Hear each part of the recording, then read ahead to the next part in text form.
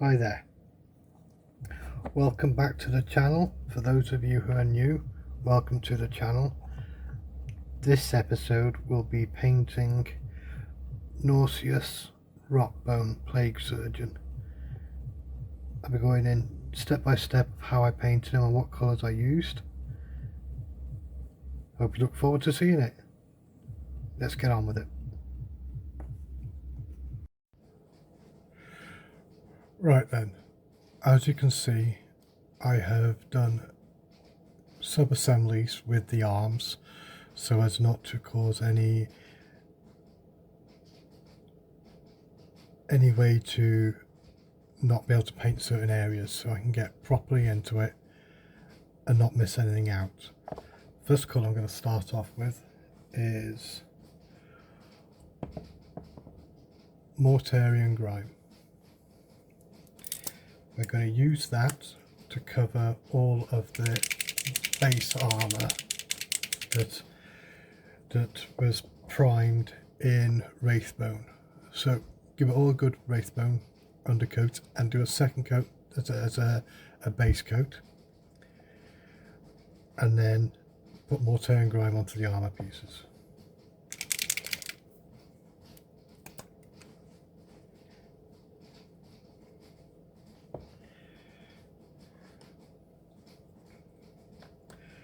For this I'm going to be using a Citadel large brush because we don't have to worry about keeping it tidy.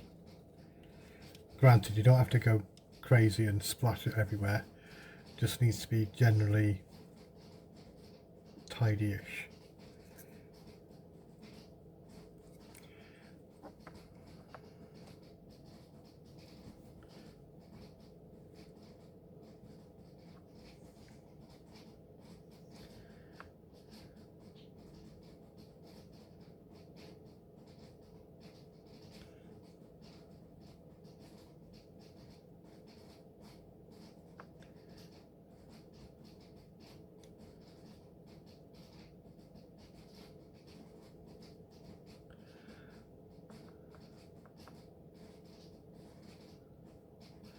Okay, I'll be back once all the Mortarian Grime's been put on.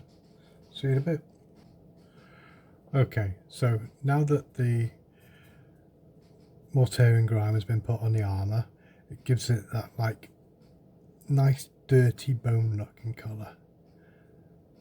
And it goes right into the recesses and doesn't sink in on too well on the flat panels, which is what we want.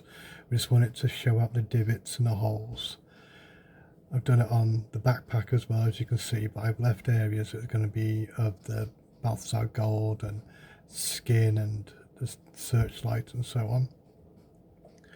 Also with the hands, you can see where it's gone on nicely there as well, just to give it the dirty look. Right, so once you're done with that, then I'm going to use Memphiston Red to paint the cloak.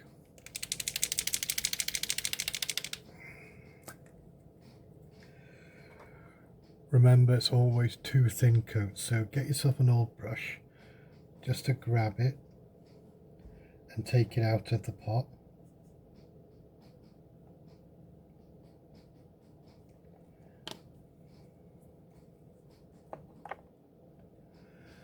Get yourself a touch of water.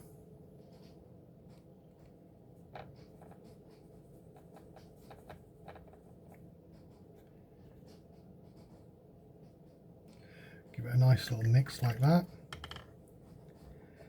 And for this I'm going to be using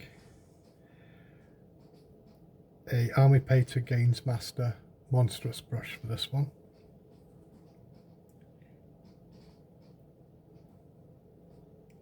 Just get a nice smell on your brush, not too much so you don't splatter it everywhere, and then just start painting the cloak.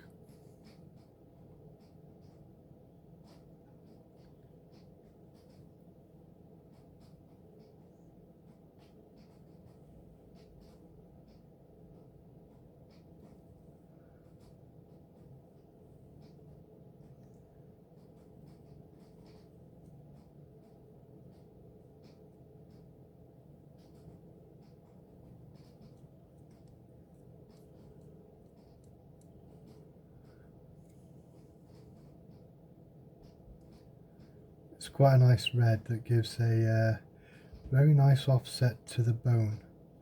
It works also well with the green Death Guard armour also. Right, I'll be back once the rest of the red's done. See you in a bit. Okay, so now that the red has been painted, 2 thin coats, while that's done, we're now going to move on to painting the shoulder pads. And for that, I'll be using Citadel's Militarum Green.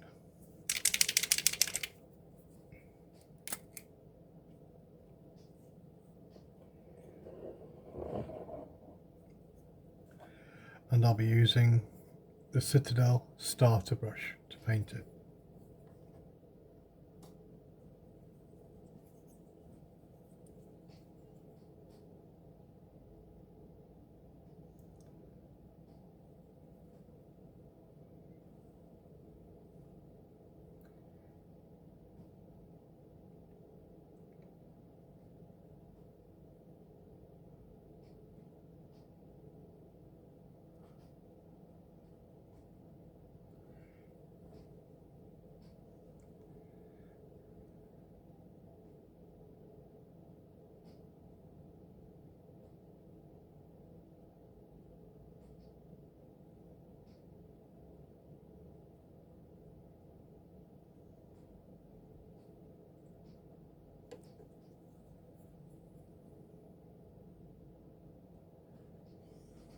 Just remember, if you make a mistake, don't panic.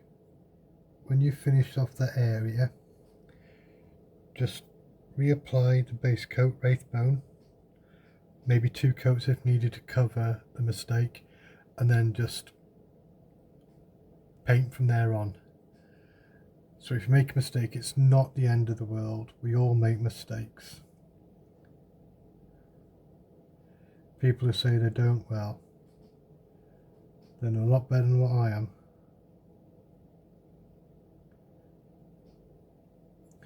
So I like the way that the contrast Militarum Green makes that just look so much nicer and dirtier for a green.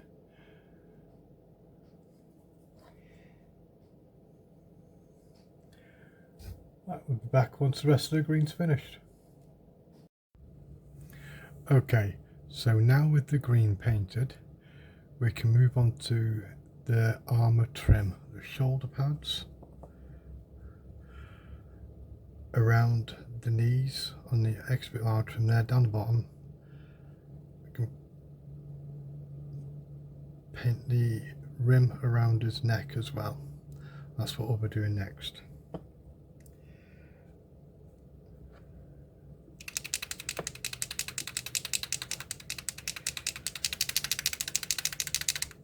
And the colour we'll be using is Citadel's Balthazar Gold.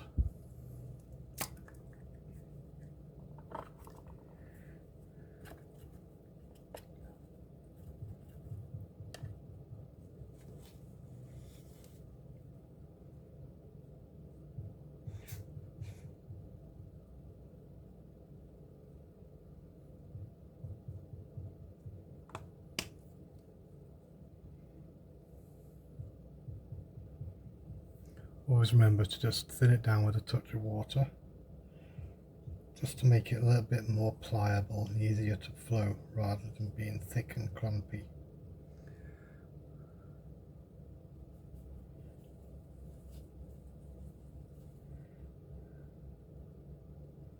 There we are, that's a nice runny paint that one is. Okay, right. And for this I'm going to be using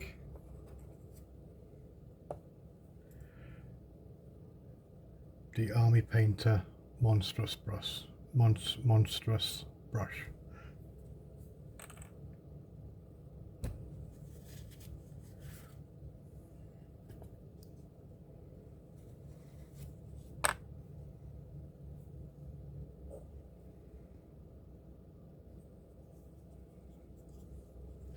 Remember, if you do make a mess, just finish off what you're doing and then stop just to tidy up.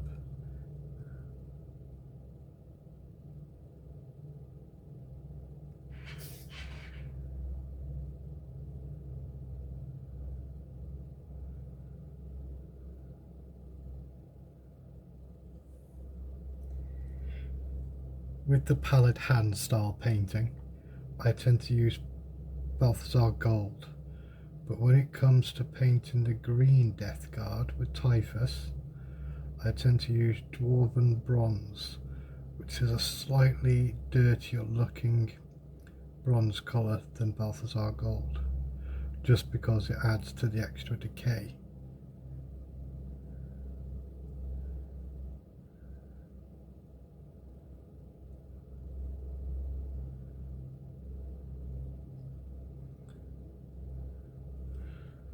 Right, I'll be back once the Balthasar Gold's been painted.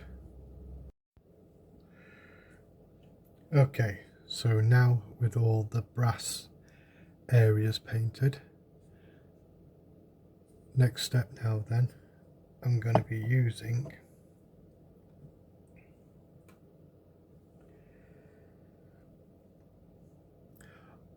Army Painter Leather Brown to apply to areas such as the holster for his bolt pistol and the cords around his neck area.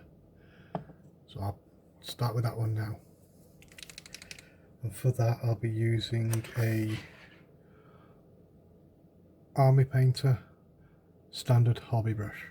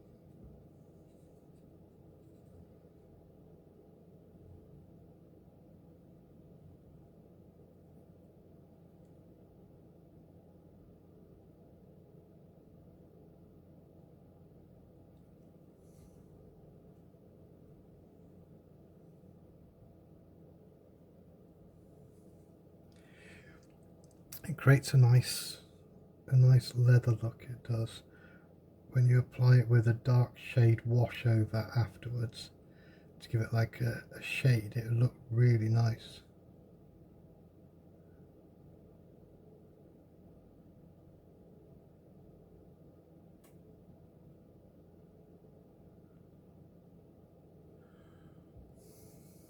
Okay, I'll be back after I finish applying the brown.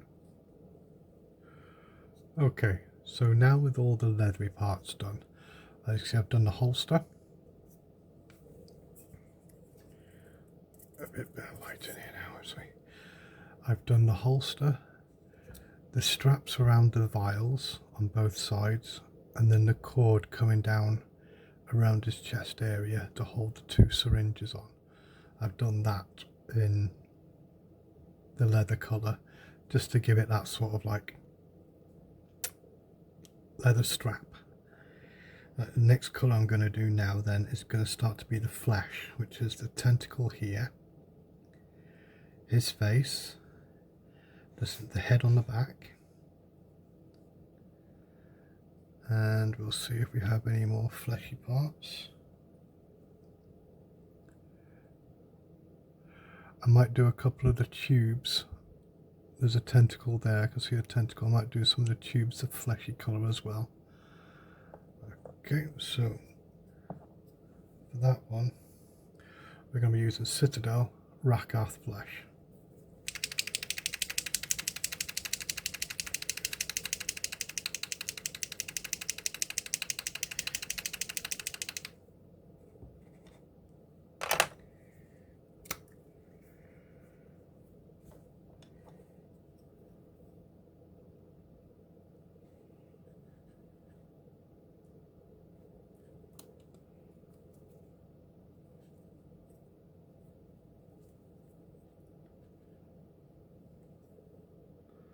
Always make sure to put some water with it, just to thin it down, to make it to reach those awkward areas.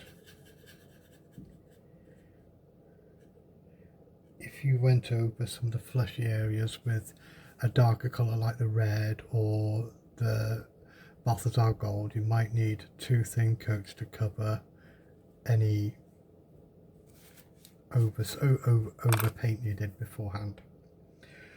Right, for this one I am actually going to use a Army Painter Games Master small detail brush.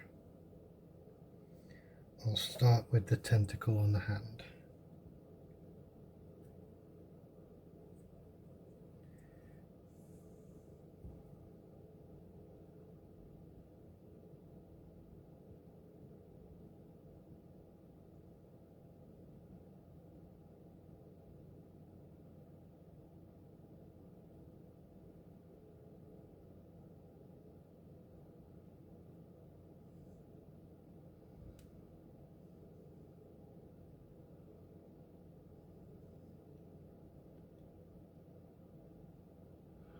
And with that, I'll be back once all of the flesh has been painted.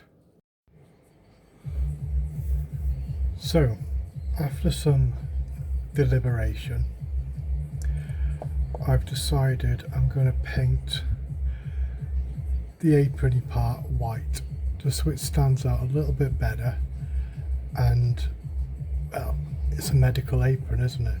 So we'll paint that white now, and then we'll go from there. For that, I'm going to be using Army Painter's D&D Bleached Skull. Give it a good shake.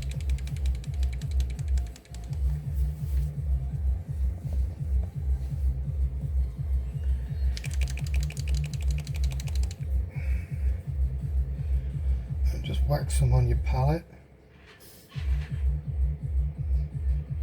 Might have dried up a little bit, bear with me.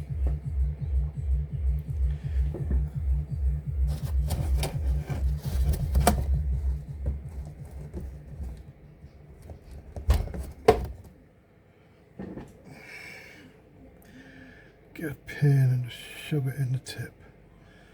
There we go.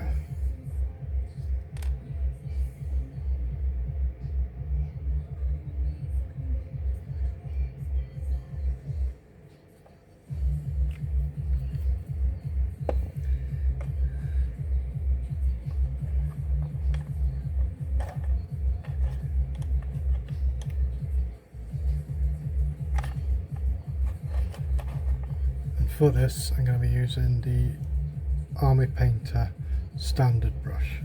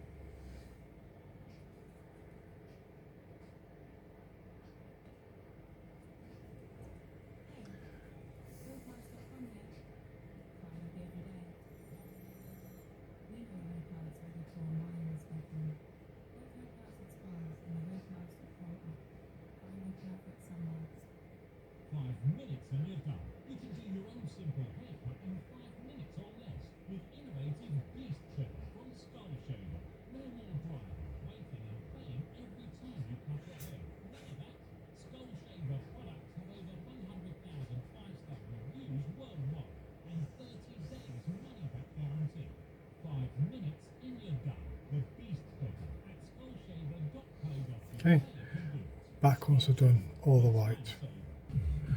Okay, so now we've got the white done on the apron now. It will take about 2 thin coats, maybe 3, depending on how thin you go. And since then I just put a bit of Bathstar Gold on the top of the backpack where the searchlight and the speaker are.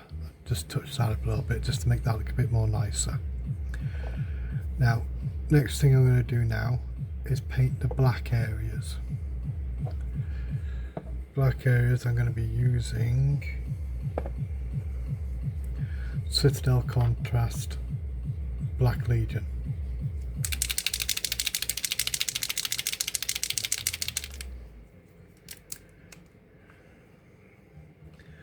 So just grab like an old brush, just to grab like a lump out and just whack it on your palette.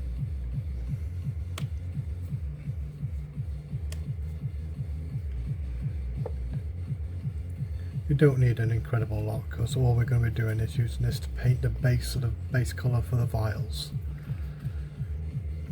that he has dotted around on him. Like on his side here,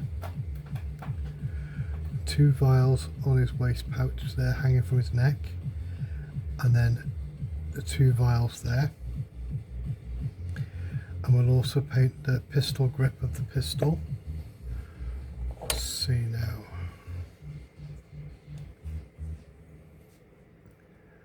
Okay, yeah, there's no vial there, so we'll skip off that bit there. We don't need to worry about that.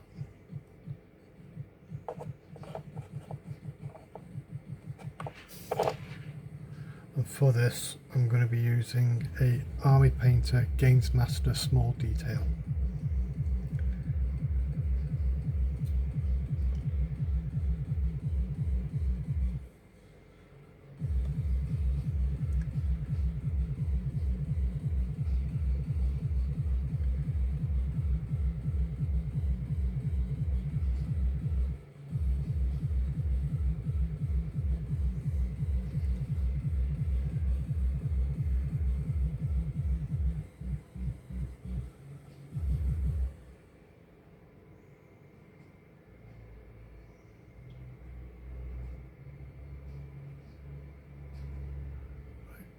Right, I'll be back once all the black's done. And there we have it. The black areas have been painted. They're going black for the time being because of they're going to be painted in various colours so that you can see different types of liquid inside the vial. And that way it's going to look more tidier.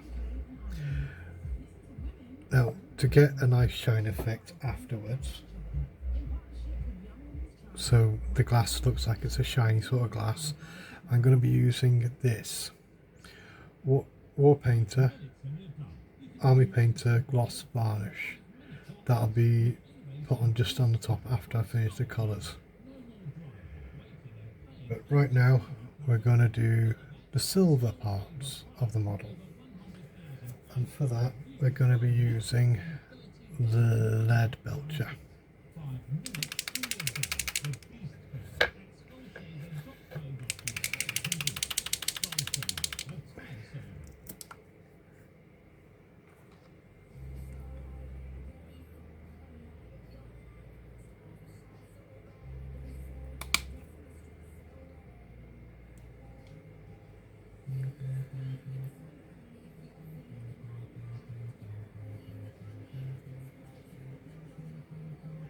Always make sure to water down your paints, especially the Citadel paints, because they come through slightly thicker. So if you water them down, they're going to flow much more easier. Alright, I'm going to start with the sword arm.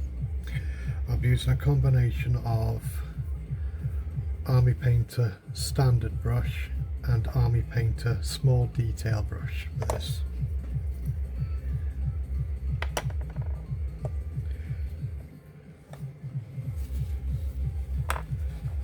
Always remember just to dip the tip of your paintbrush into the water before you put any paint onto it, because that will help it flow later on.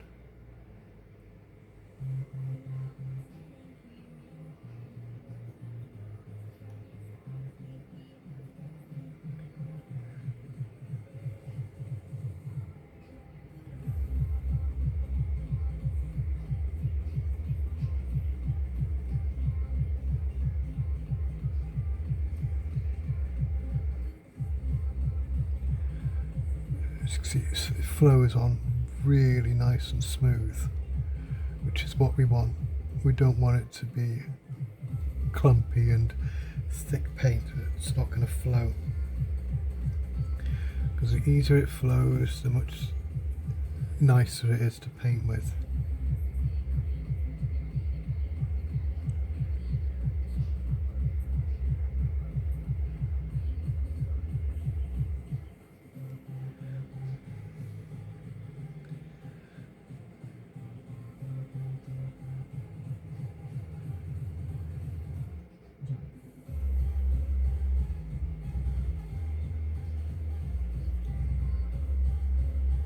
Right, I'll be back once all the silver metal's been painted. Okay, right then. So now, the intention now is to try and paint the vials, just so we can get them all sorted, get them all coloured. I'm going to be using a variation of, I'm using a dark blue and a dark green to create the base.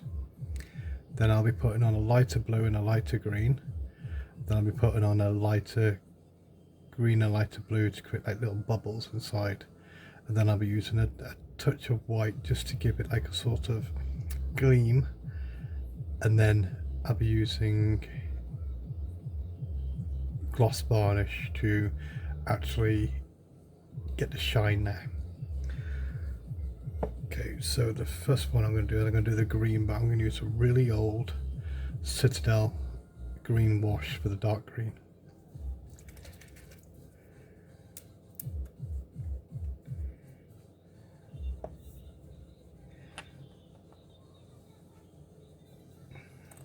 And for this I'm going to be using my Games Master's small detail brush by Army Painter.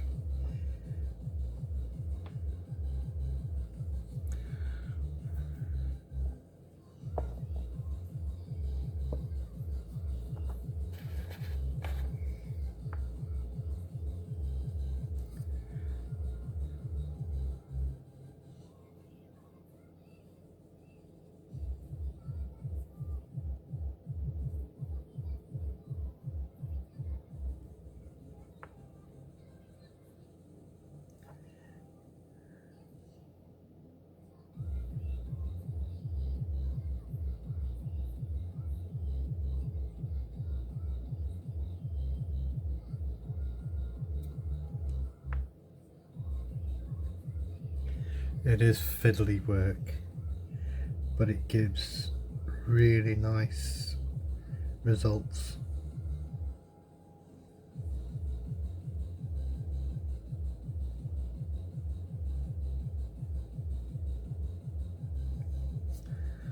Just that one.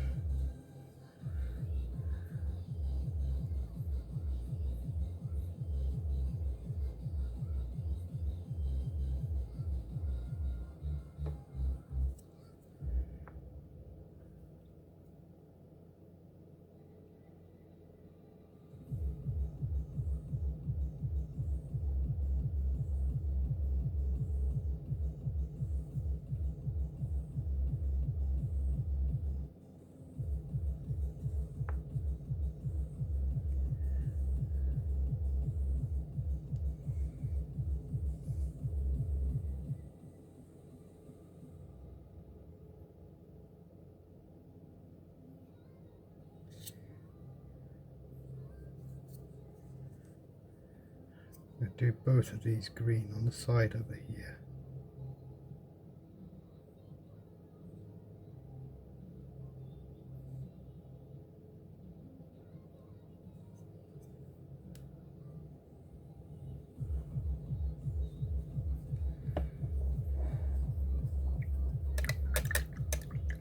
You're not going to see any results from it just yet, because it's literally just like the kind of like tinting of the bottle really at the moment. That's all I'm doing there, but it has to start off somewhere.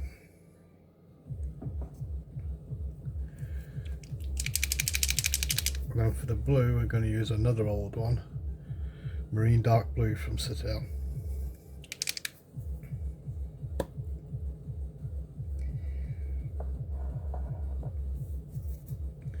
This one's not as dark as the green, so try and be careful when placing it on.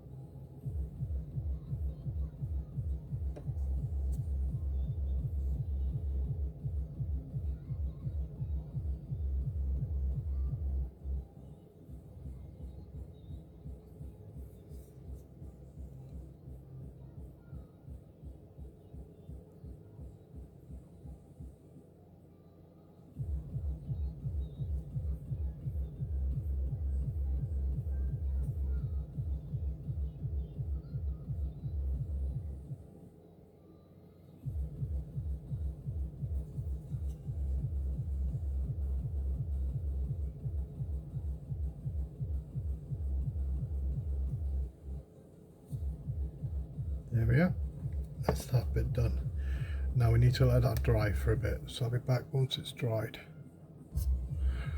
Okay, right, so with the blue now, because I don't actually have a mid blue, I've done a combination of 2 parts marine dark blue with 1 part Draco Leech Scales light blue from D&D Warpaint Army Painter.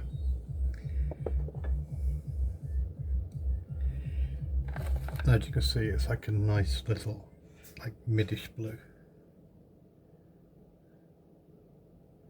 Probably overkill for the amount of paint I got, but you know, I had to mix it.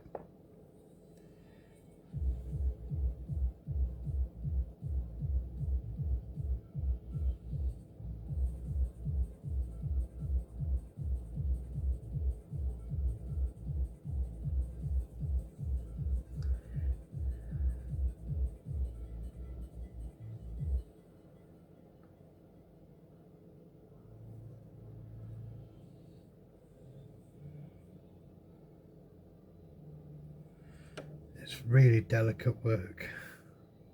It's really small.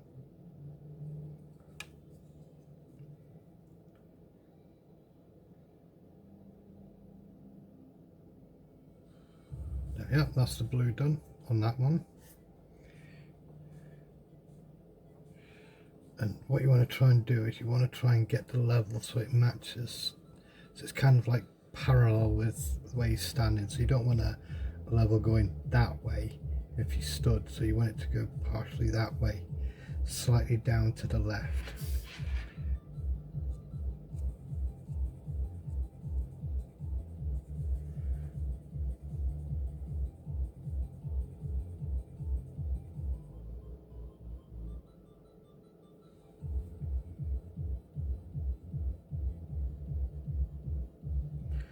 That'll do for that one.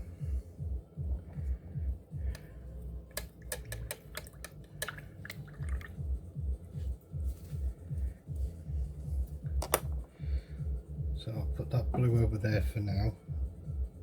I'm going to keep that one there because I'm going to require that one shortly, and that one. So what I'm going to use now for the green is another old one, of course. It's a Woodland Green Citadel paint. It's a really nice green.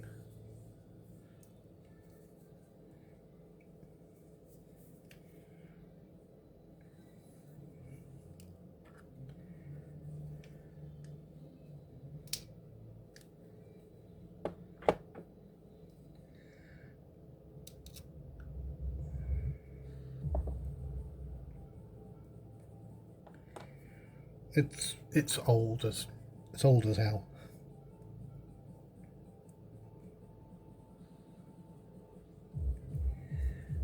I just want to do the same as what we did with the blue now with the green. Try not to put too much on.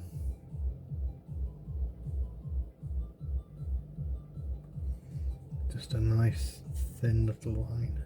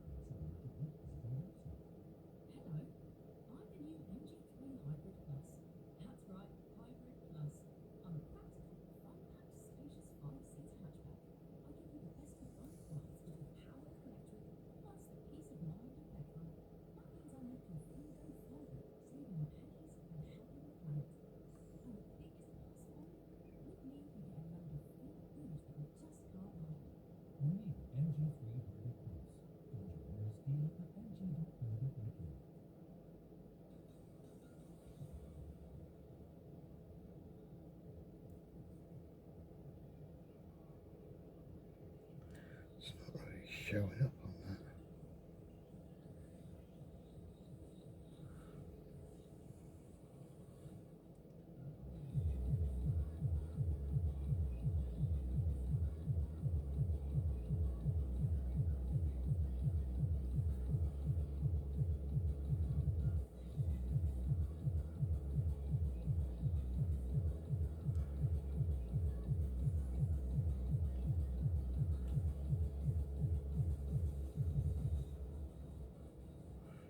There we are, showing up a bit better now.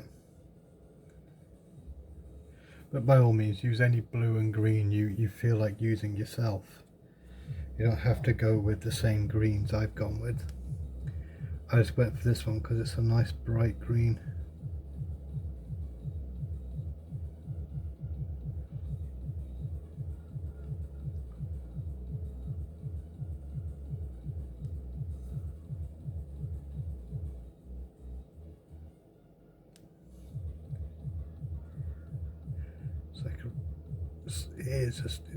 We'll just literally just stand out this green will.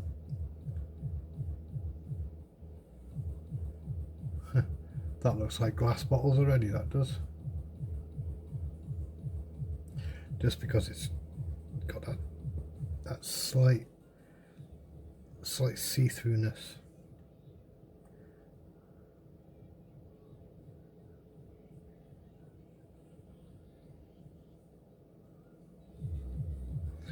There we go, the green is done. Right, I shall be back after that dries. Okay, so now that those have dried, I've mixed, well, I've not mixed, I've put some of the Drakenleach scales and some of my Nurgling green onto my palette. So I got the green and the blue, and I'm going to try and paint the lighter areas now of the vials, and for that I'm going to be using an Army Painter Wargamer Insane Detail brush.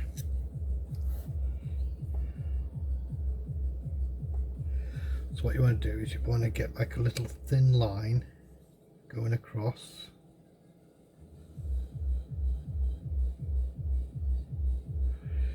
just going across where the top of the liquid's going to be.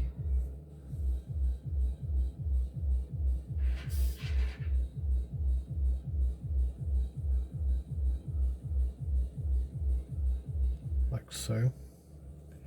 And what we'll do then is we will get some, just a couple of little dots, just to put some bubbles in.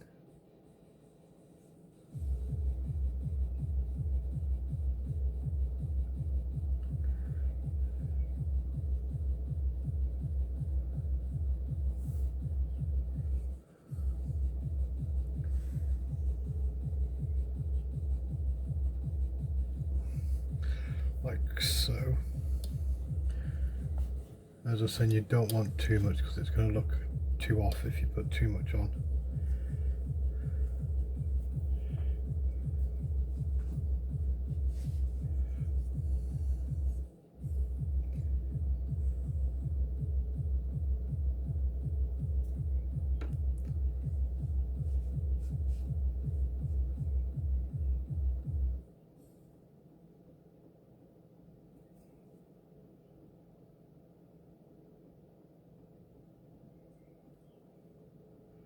I put a bit too much on there.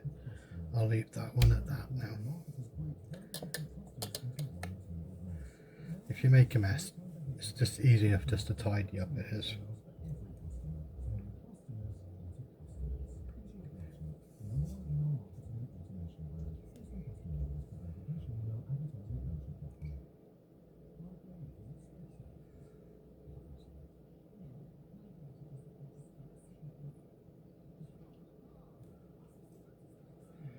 Make sure you got your nice point on your brush.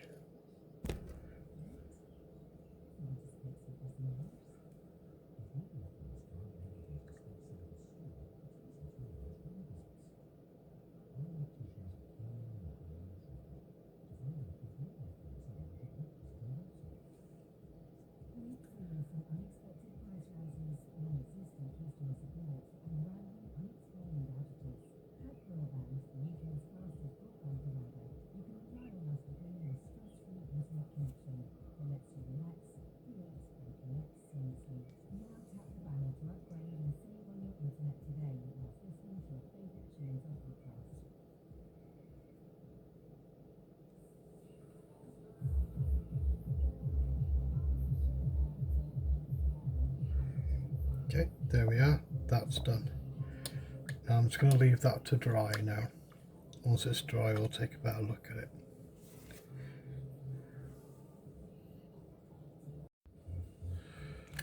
Okay, so next step now then.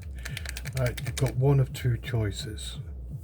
On them you can either paint like a very fine H going that way, so horizontal, vertical, vertical, to try and get it so it looks like it's gleaming, or you can use the method I'm going to use, and that is Army Painter gloss varnish. It just makes it a little bit simpler.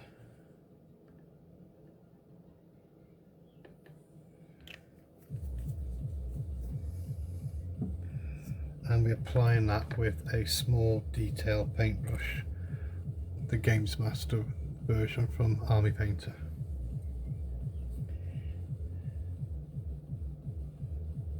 It is an acrylic wash, so you're not going to damage your brushes with it.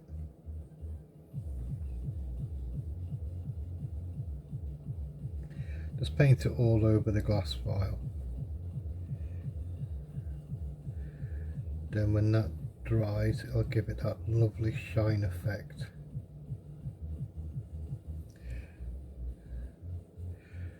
This is my first time doing this one, so it might not turn out the best.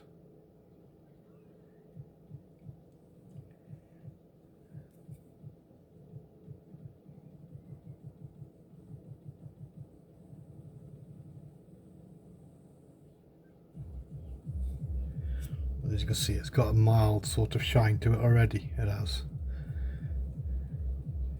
Might involve more than one coat, I reckon, of this stuff. So I'll see how it gets on.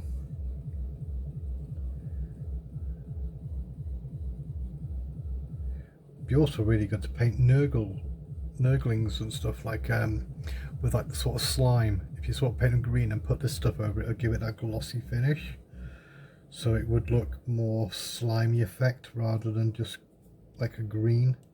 Nurgle's Rot is a really good technical paint, but not everybody has that one.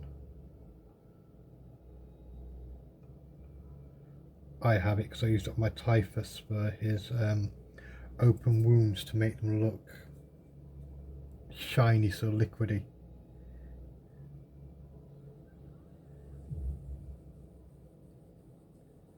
As you see, I'm just putting a second light layer on over the top, just to give it that extra shine.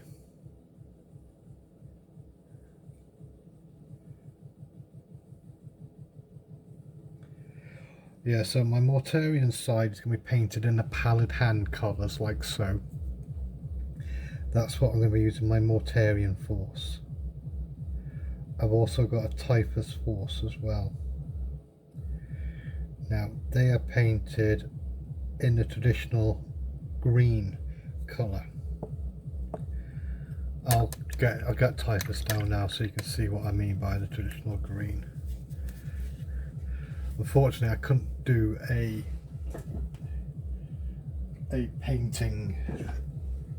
painting video with typhus because I started painting them over a year ago, and I eventually got them to this sort of look. Now I know people are going to say he's not based, but I have bases coming on the order. They're they're a resin base, but they look very similar to Roman legionary sort of bases, with like the ruined flagstones and stuff, with like letters and stuff. Yeah, normally you get like Roman numerals, but like sort of like numerally shaped letters. So it's more like, well, I can't stand the Ultramarines. Some of you all know the Ultramarines are like Centurions and Romany, so hence the reason I went for those bases. So it looks like all my Death Guard have just taken over Ultramar because, well, I don't like Ultramarines. But with him, I did all the armor colours. I did every colour first, and then I did my highlights, and I did like like Nurgle's Rot just along the edge of the blade, because we all know Typhus dipped the Man Reaper in Nurgle's Cauldron. So when I finished painting, I left it for a bit and then I coated it with everybody's favourite paint,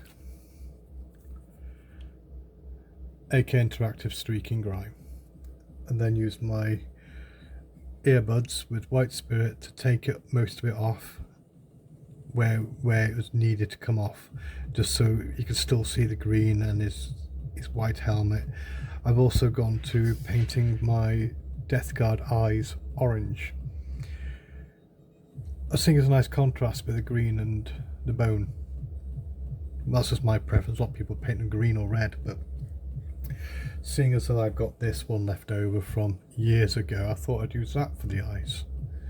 Just a nice bright colour.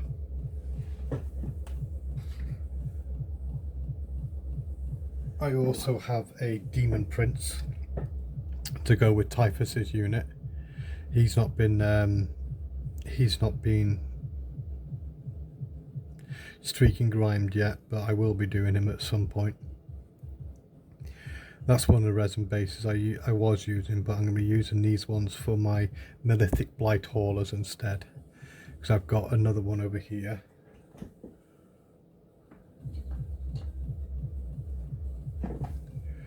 Which is what Typhus was on originally.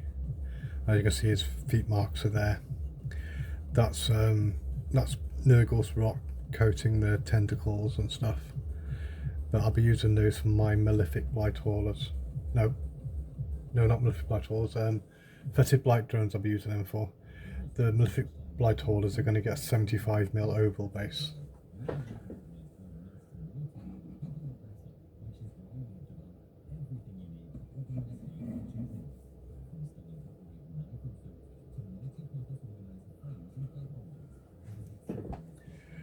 Here are two more of my Typhus's units, Marines for the unit. They'll be going on the same sort of bases, but on a 32mm base.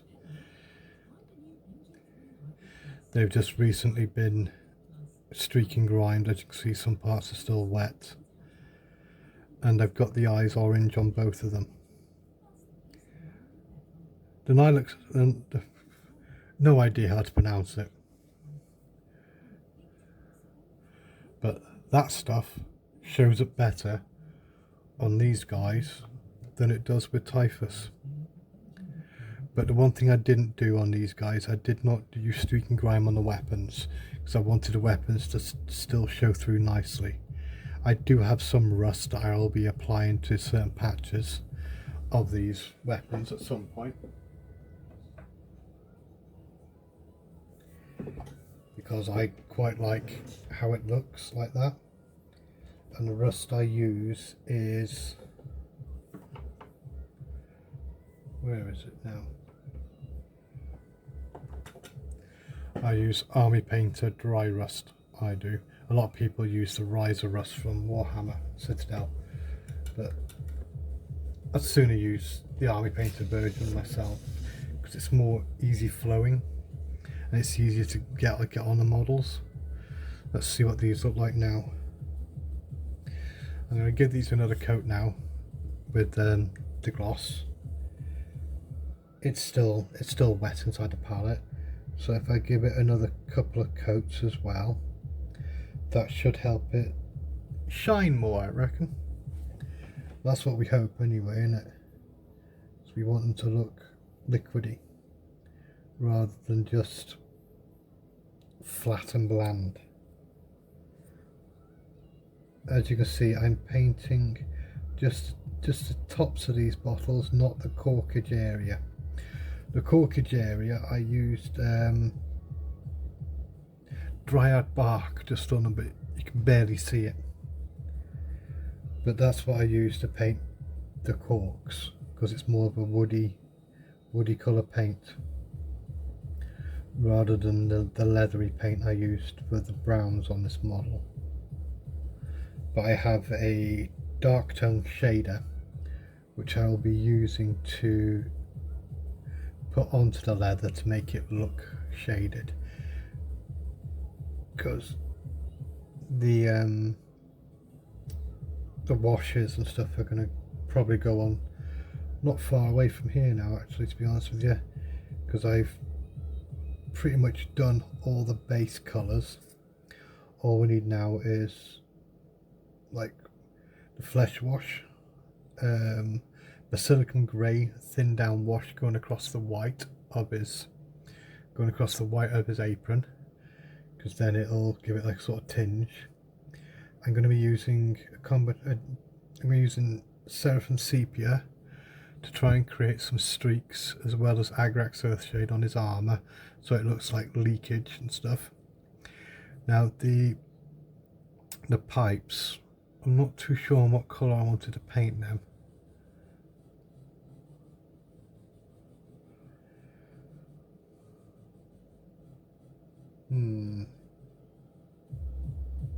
I might paint them a red.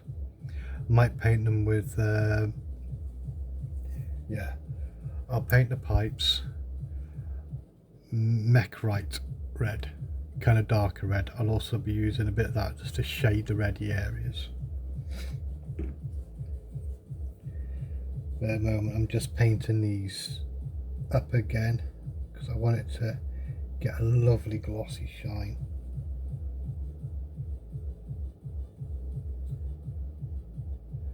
The more layers you put on, the deeper the shine's going to be.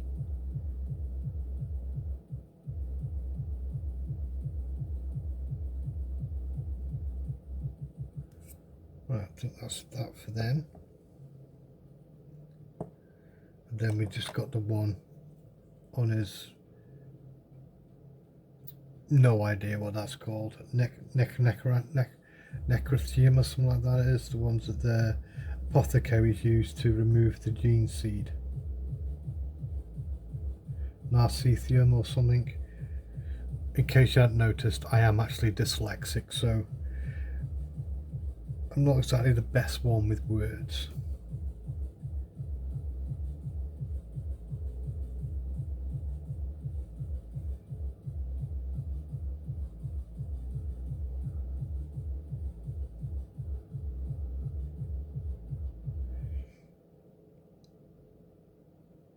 There we are. I'm going to leave those like that now to dry.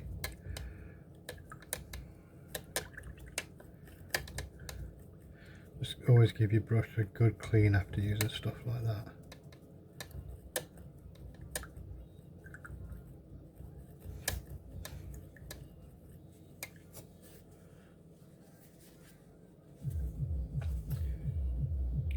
Right, I will use the Mechrite red now to do the pipes and the shading of the cloak. Some of the pipes I have painted skin colour as well, like the one on the back of his Narcithium sort of, yeah, that thing there, because it's like a fleshy pipe, that little diddy one in there. So I painted that one with flash.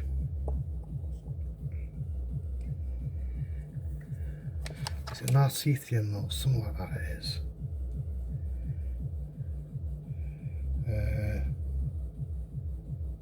Put it in here.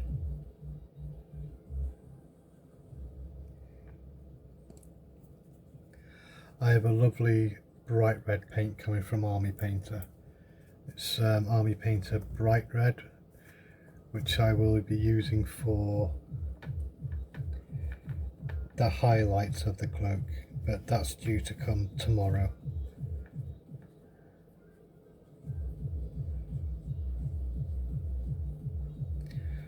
Right then.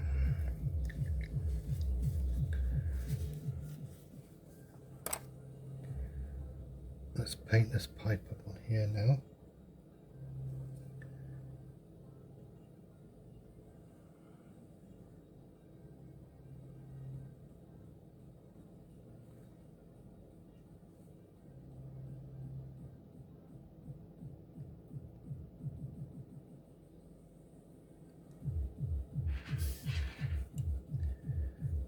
I'll also be painting that pipe there as well, I will.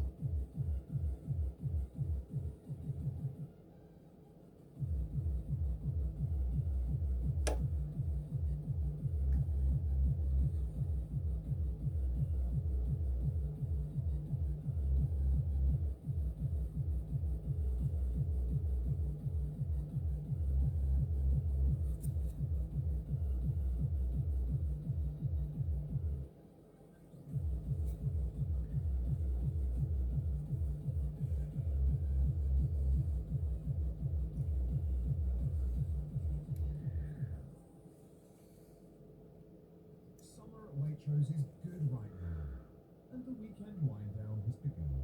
Why not pick up garlic and Right, I'll be back once I've finished with the Merchite Red. Okay, now I just finished doing the pipes, but I thought I'd explain about, for instance, shading. Okay, everybody's going to say, oh, I know how to shade, I know how to shade, I know how to shade. Some people probably do, but if you're going to be using a darker colour, it's best to go from the bottom and then work your way up, because then it's darker at the bottom and then lighter as you get higher up. So as the paint comes off your brush, it's going to dry off a bit further up, so all the shade is going to be mainly down the bottom, which is usually where you're going to find it, because as it gets towards the top there's not much creases and folds. So always just do it just from the bottom.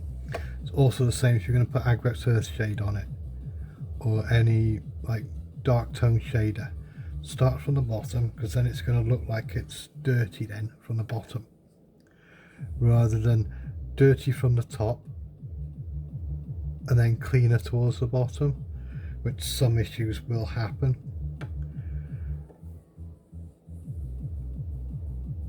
It's just so you get that nice look of it, darker in certain areas and lighter in the others. And once I get that nice light red paint, I'll be able to do all the highlights for it as well then. Yeah, that should dry on there a little bit nicely now.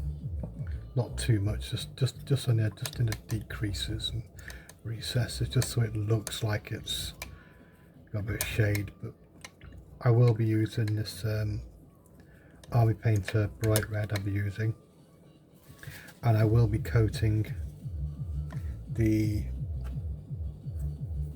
cloak in Basilicum grey, because that way then it's gonna give it like a really good shade anyway. Now what I need now then is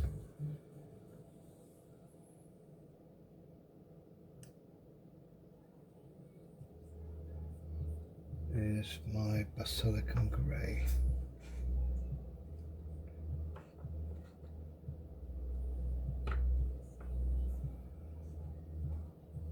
Back in a minute. Okay, right, so what we want to do is we want to put our contrast medium in first. So we use the still contrast medium.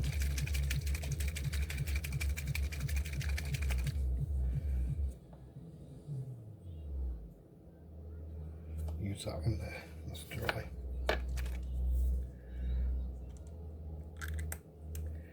So what I intend to do on this one now is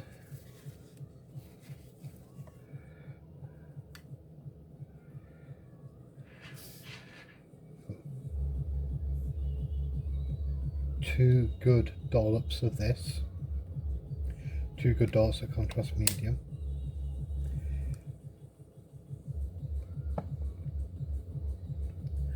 and then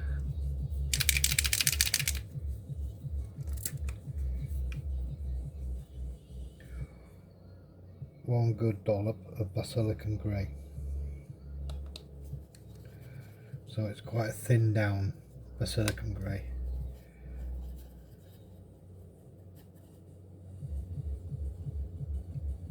We're going to have some more contrast medium to that.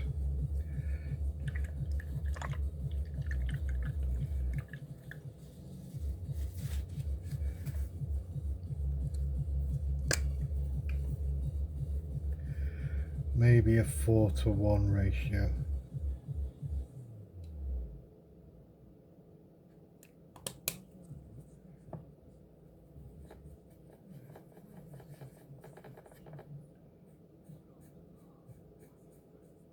Yep, that looks a bit better to me.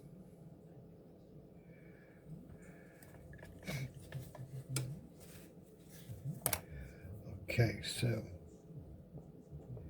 I don't want to use that brush for this.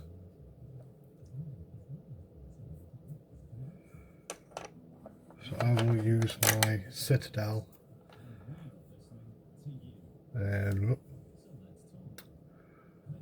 Citadel large brush I'll be using for this one.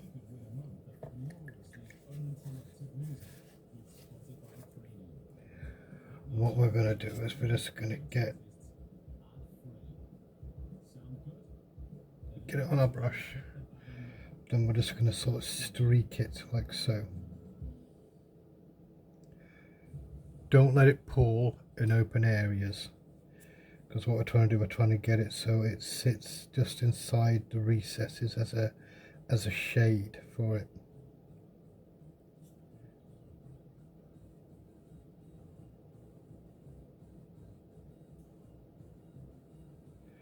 And it will look like a sort of dirty white.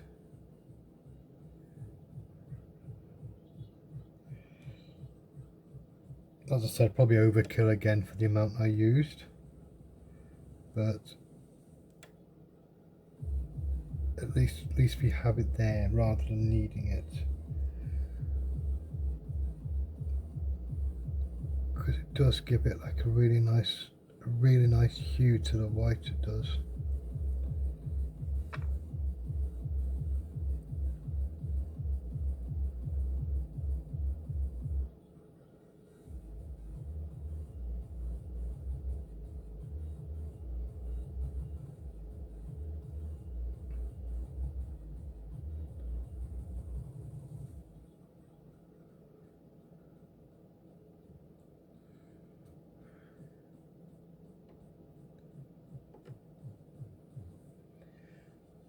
Some of the areas will require a little bit more than others, especially smaller areas, because it just doesn't sit properly onto it straight away.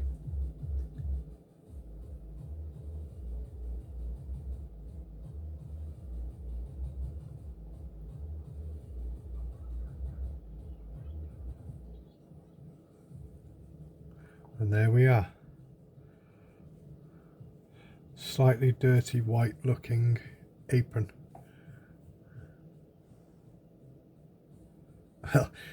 Let's be truthful here now. It's not going to be white, is it? These guys have been fighting for 10,000 years. It's not going to be bright white. It's going to be dingy and manky. I think I got a nice good colour there, and if you look, the glass vials look shiny, which is the effect I wanted.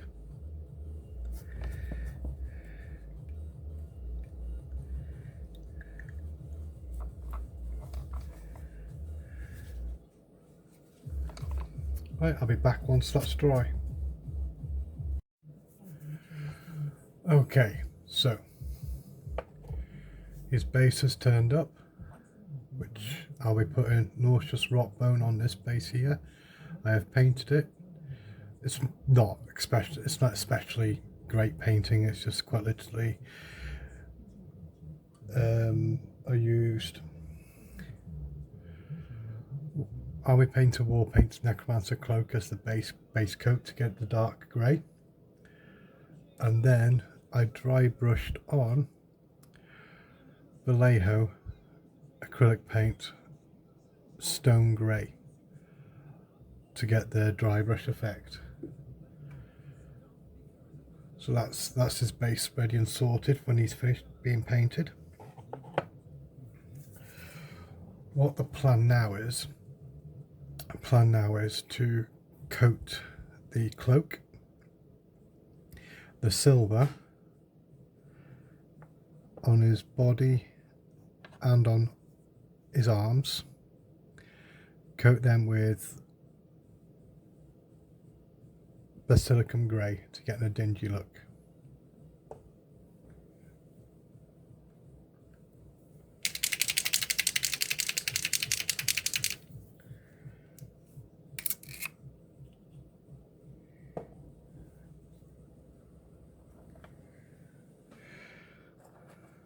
And for that I'm going to use,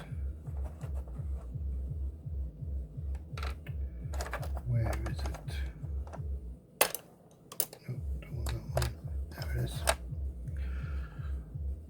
a Citadel starter brush.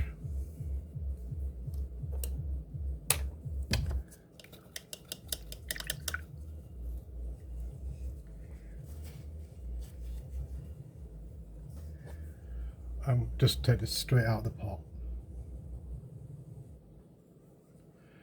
We're just doing the cloak so we can get it so it looks dirty, as well as the apron.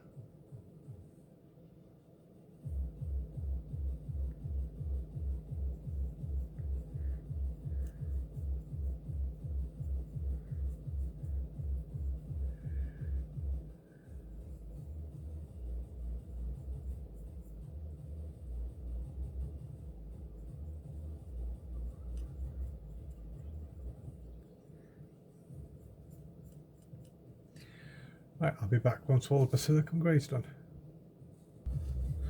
Okay, and now there we are, all the silver and the cloak has been painted with Basilicum Grey contrast paint, just to give it like a sort of dirty, dingy look.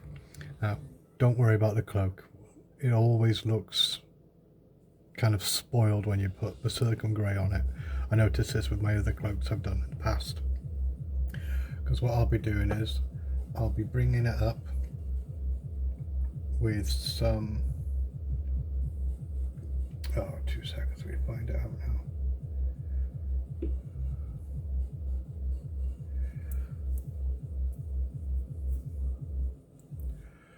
Memphiston red, I'll be putting that on the highlight, on the higher areas, to make sure we give it like a nice light colour on the top.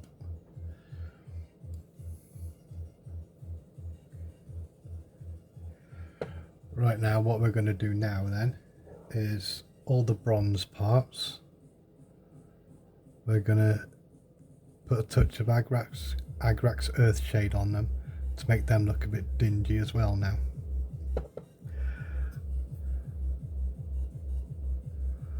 So Citadel's Agrax Earthshade, and that'll be going on with the same brush I used a minute ago,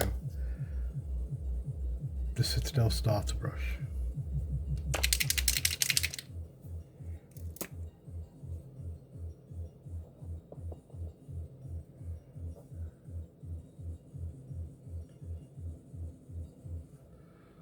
So I'll start with this little fly symbol just down here. Get a bit of Agrax Earthshade on it. The same with the bell.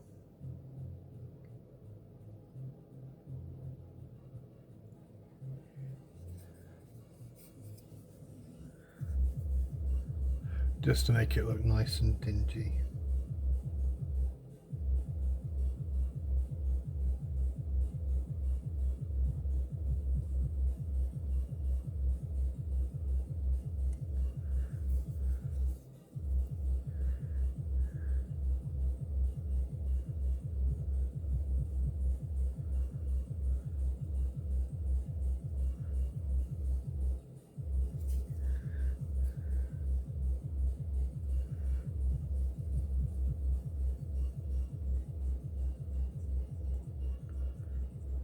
There you go, I'll be back once I've done the rest of the Agrax Earthshade.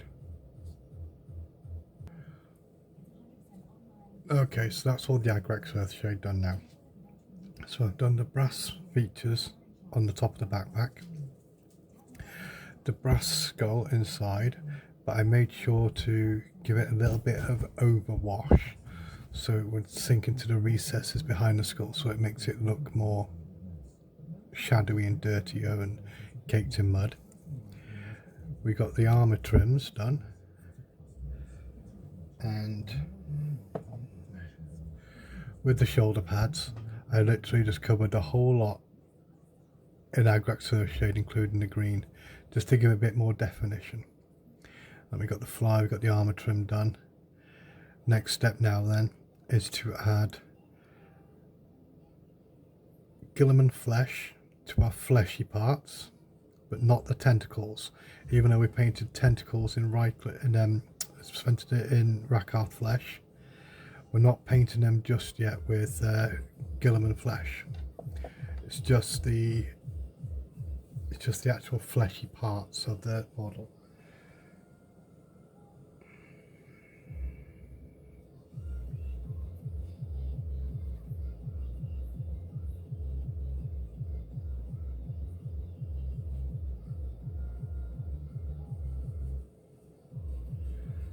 We have a Gulliman flesh.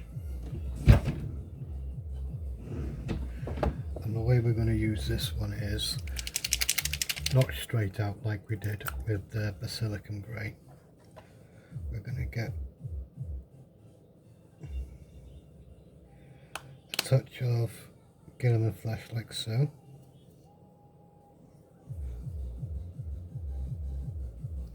Clean our brush off.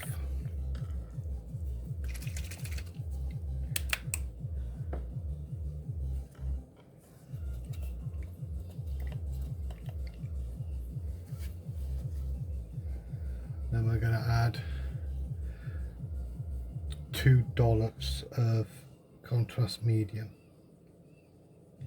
Actually, let's go 3 this time.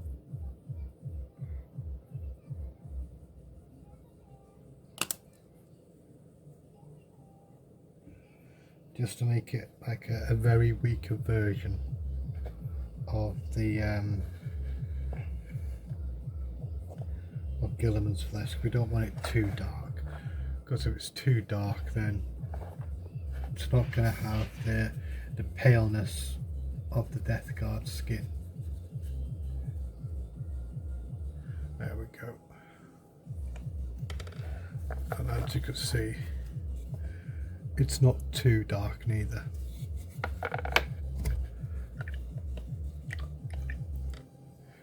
If I do that, there we are. That gives us a slightly better view.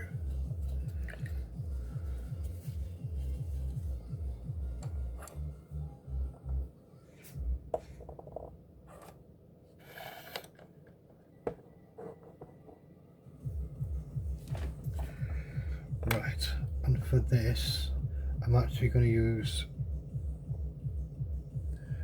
the small detail brush. So first we'll start with his face.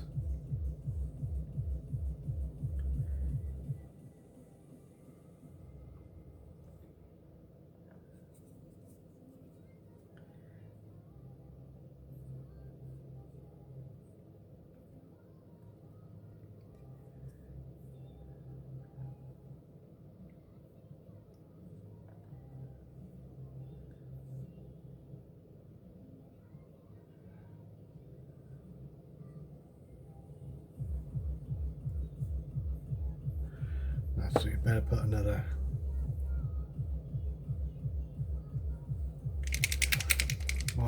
dollop of Gilliman flesh in that one, because I think I diluted down a bit too much. It's not actually showing through.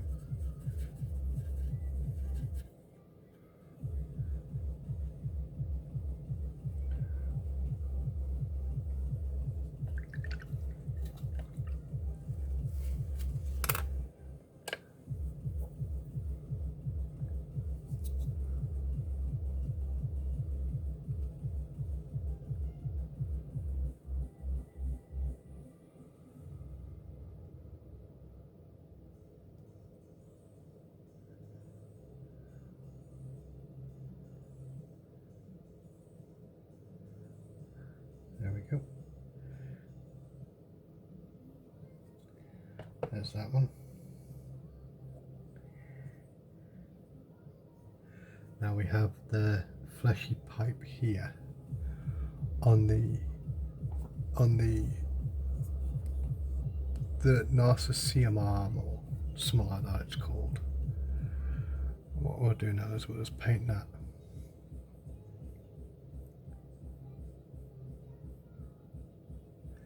Let's try and get this camera a bit better angle.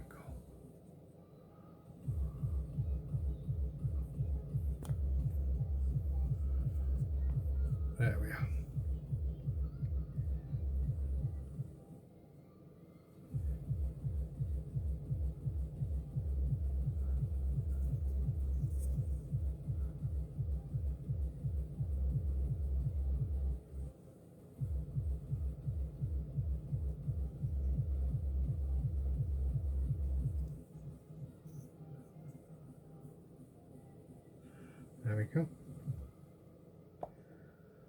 that's that done.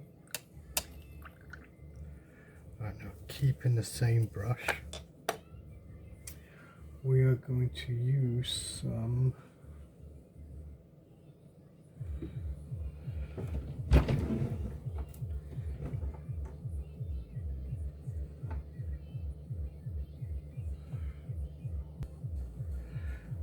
we're going to use Magos Purple on the tentacles, the contrast paint.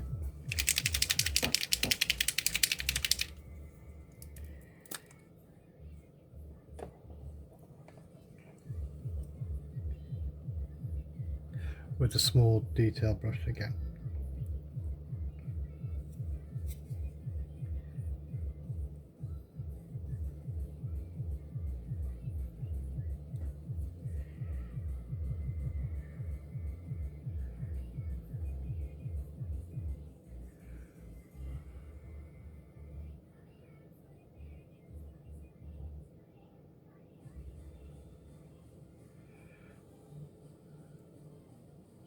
Just gives a nice little contrast colour, doesn't it, to it, rather than having it all done in just Gilliman flesh. Try to make the mutations look a bit more sicklier.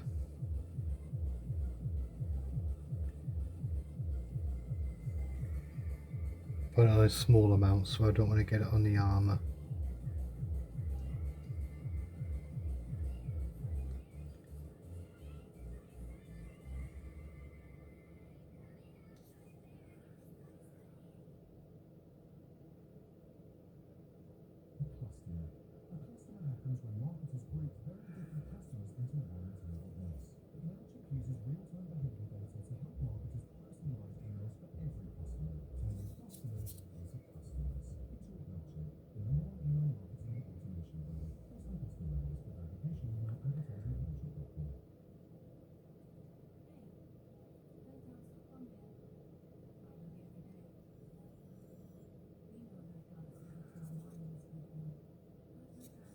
Just a little bit down there.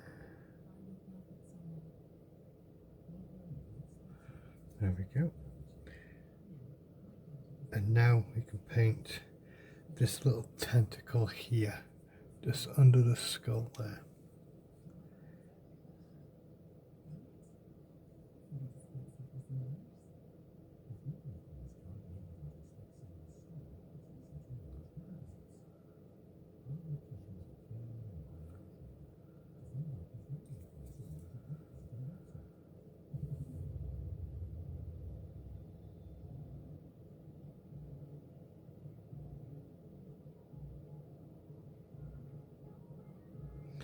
Make a mistake, just clean your brush, leave a bit of water on it, and then just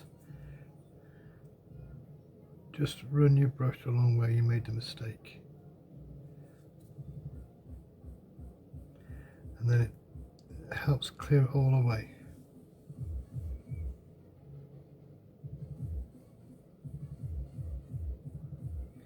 Sorted. And we have one tentacle to do on the medic's tool.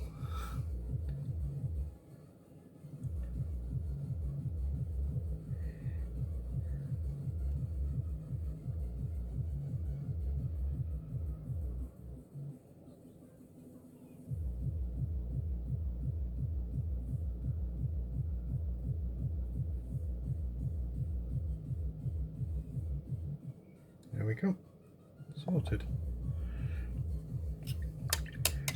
Right, gonna let that dry and I'll be back once it's dry. Right, thinking about it, we have a head on the back of his backpack. Right, now with the Gilliman flesh, we're going to add a small bit of Militarum green to try and give it a green tinge, to try and make it look like it's more rotten slightly. So I'll try one good dollop in with the Gilliman flesh. No, maybe another one.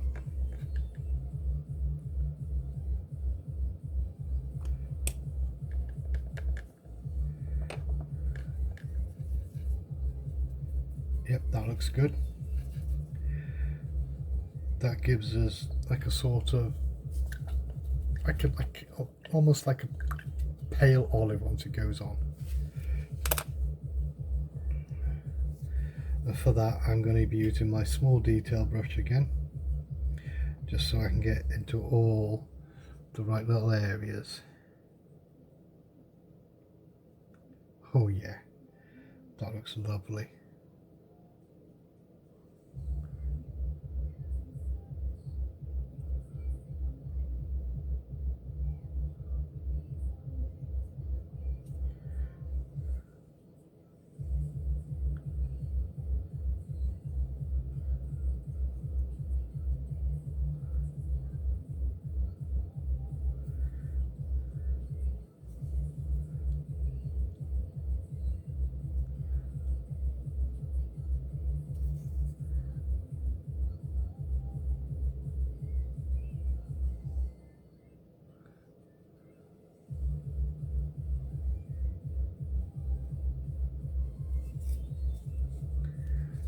As you can see, it gives it like a sort of greenish tinge to it, which works out quite well.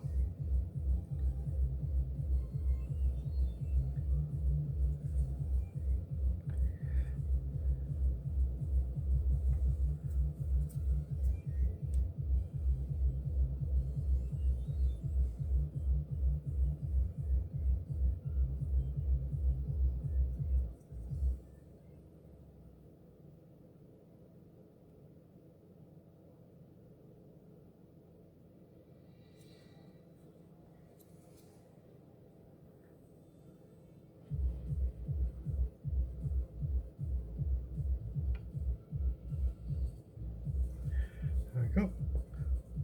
I'll wait for that to dry off now. I'll be back in a bit.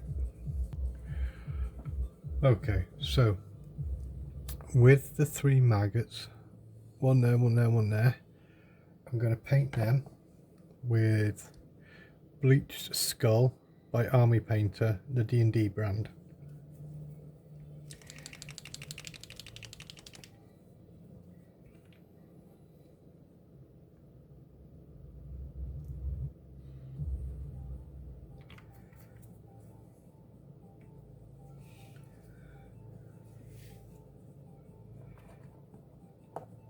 I'll be using my small detail brush again as well.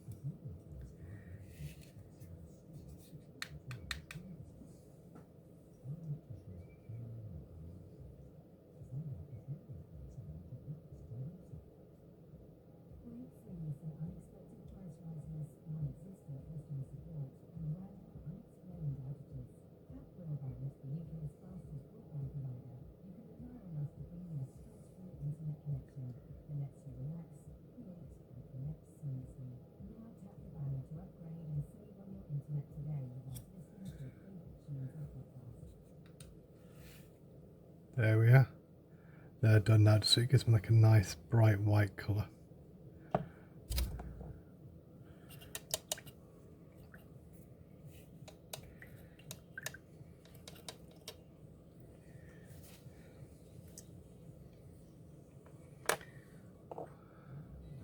Okay, so next stage now will be to put a bit more brighter red on that cloak so it looks less dark, basically. Just try and brighten it up a little bit more.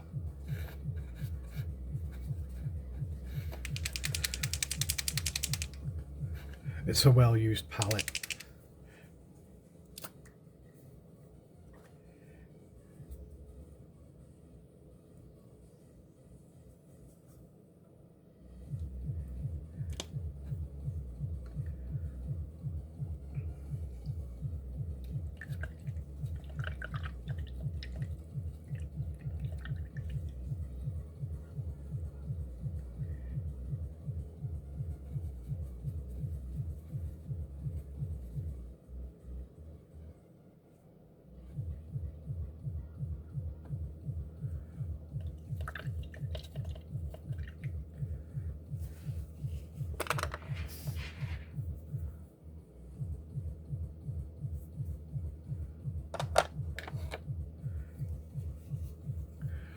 for that, I'm going to be using my Citadel standard brush again.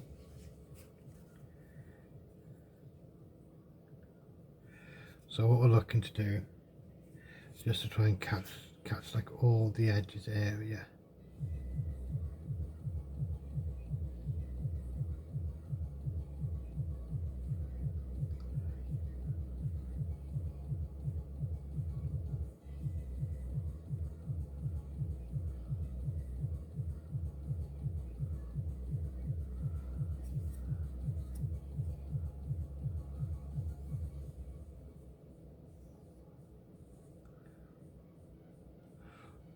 Okay, I'll be back once I've done the rest of the highlight on her cloak.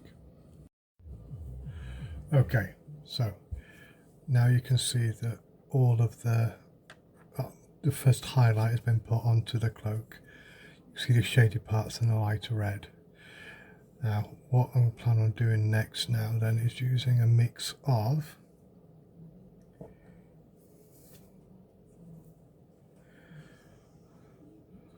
Mephiston red and Blood Angel orange to try and create like a lighter shade for it, so I can, not like lighter shade, like a lighter highlight for it, so I can just do a final highlight onto it then.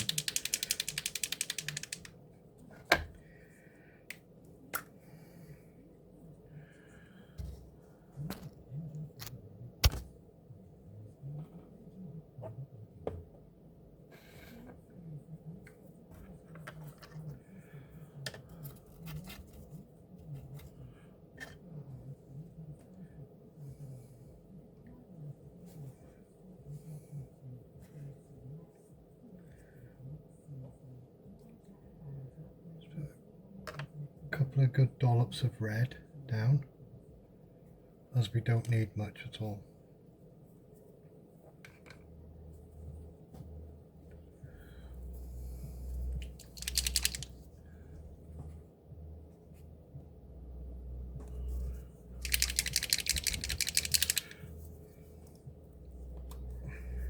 I'll just clean the brush briefly.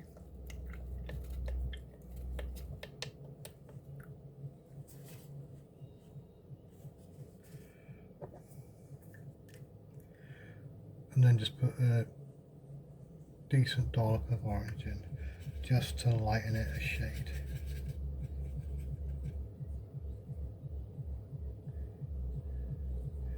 Maybe a touch more.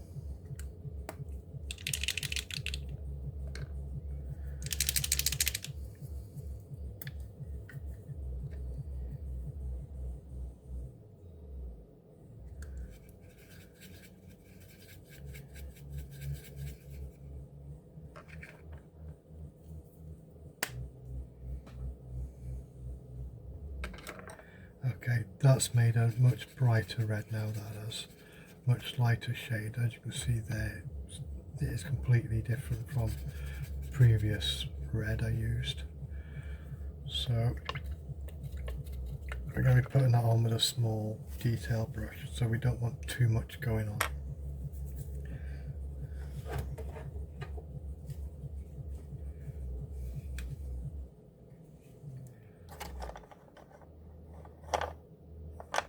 There we are. Games Master small detail.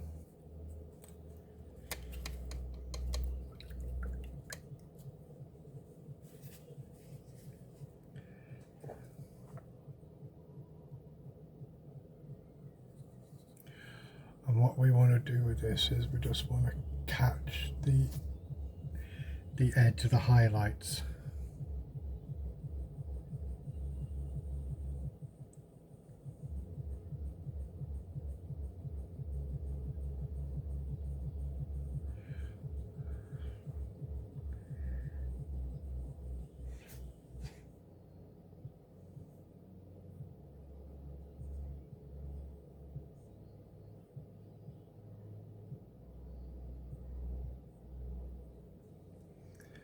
As you can see, that is slightly brighter just on the edges, which is what we're looking for, is we get a nice edge highlight.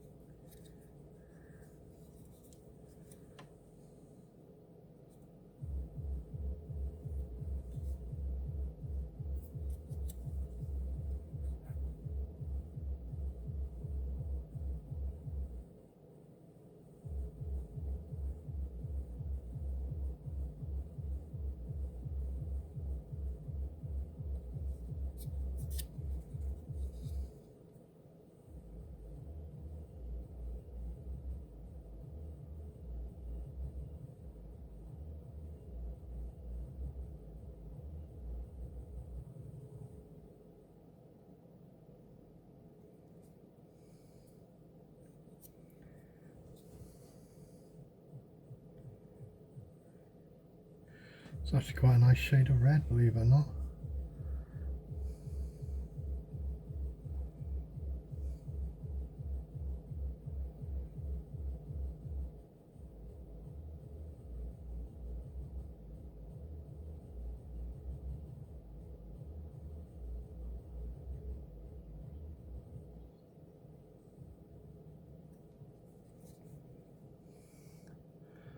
That's looking quite nice. Okay, I'll be back once I finish doing the rest of the highlights. Okay, there you go now. You can see now then that the highlights have all been done on it, on the cloak. You've got the multiple layers of red, which I think look quite tidy actually. I'm quite happy with that. Okay, next stage now is going to be putting some typhus corrosion into the recess holes, like the ones on its legs there. If you can see the recess holes there, a couple on his chest, we're just going to put a small touch of typhus corrosion into them, just to make them that darker and more yucky green colour.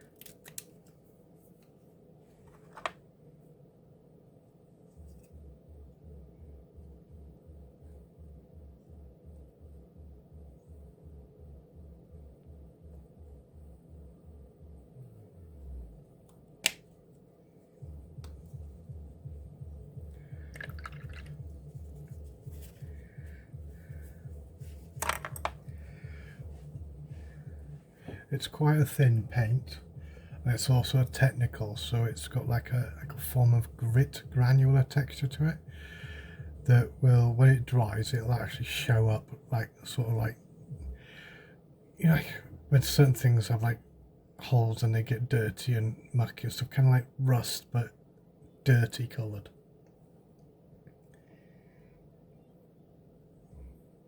And for this we're going to use the same small detail paintbrush.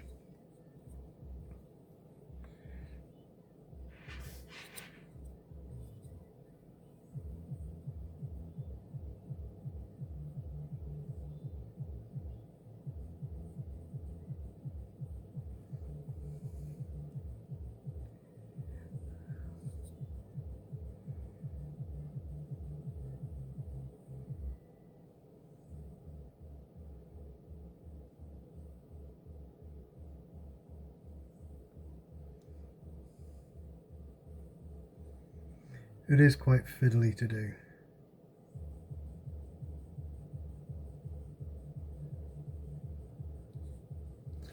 But as you can see, it just makes them stand out just that little bit extra.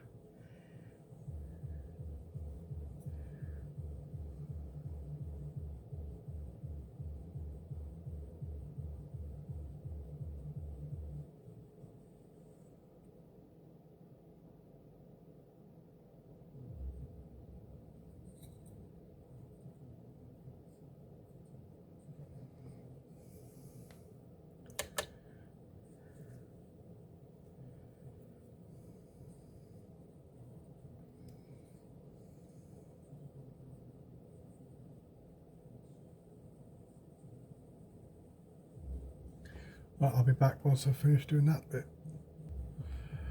And that's the typhus corrosion put into the model. Just gives it just a bit more of a deeper corroded look inside the recesses. Okay, so next part now. Around the edge of the armour, on the top parts of the armour, so the upper layers, I'm going to put a thin line of Agrax Earthshade, and also try and have some sort of, looks like it's streaking down and coming out like, say, the recess areas, just so it looks like it's just an extra bit of filth.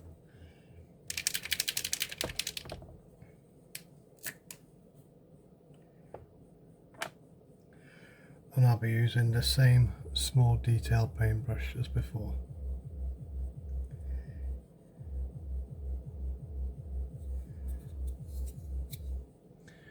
what we do is just run it just along the edges.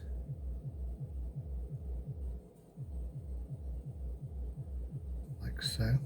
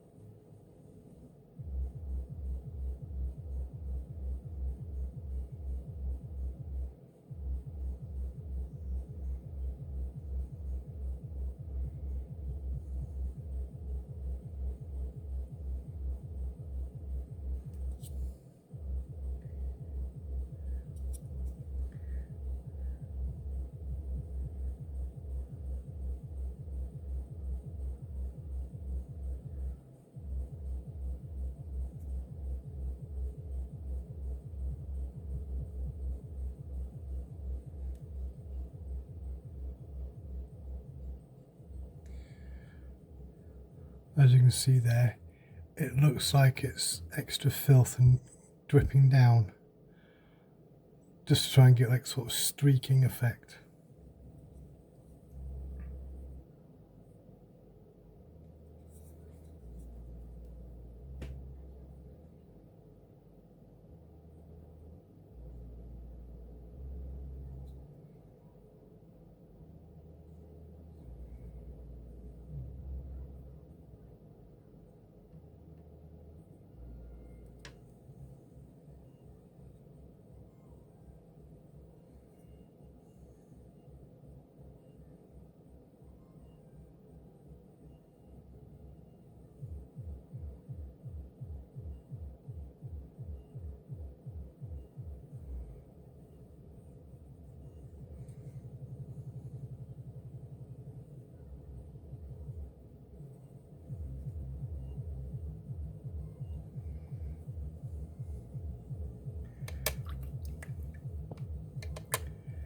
I'll be back once that's finished.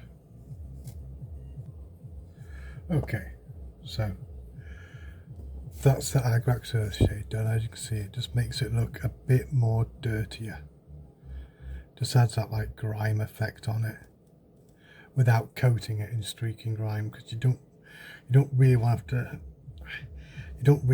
damage the look of the model, because it looks pretty decent.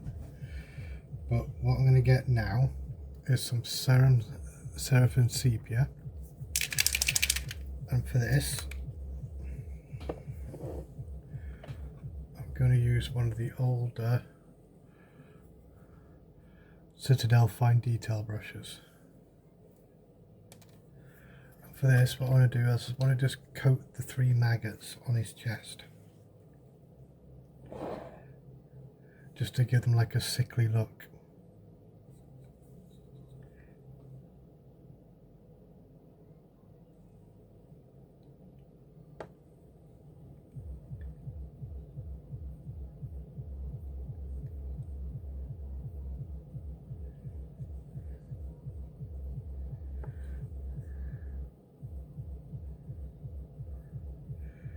Just so they don't look just pure white. The reason I used white on them was to separate them from the colour of the armour, because the armour is wraithbone, so it's a form of bone colour, and we wanted the maggots white just so they separated off from that. There you go. It gives them like a nice slight yellow tinge to them now.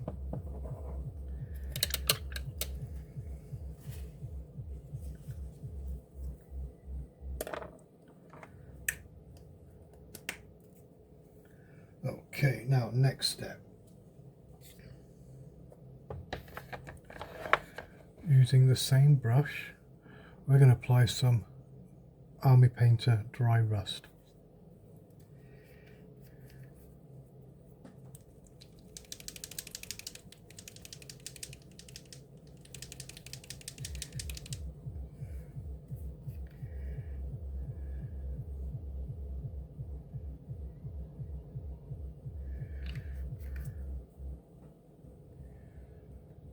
don't need a lot,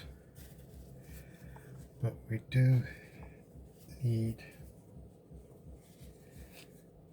a bit of tissue just to wipe it off. The main parts we're going to be putting this on is the two weapons.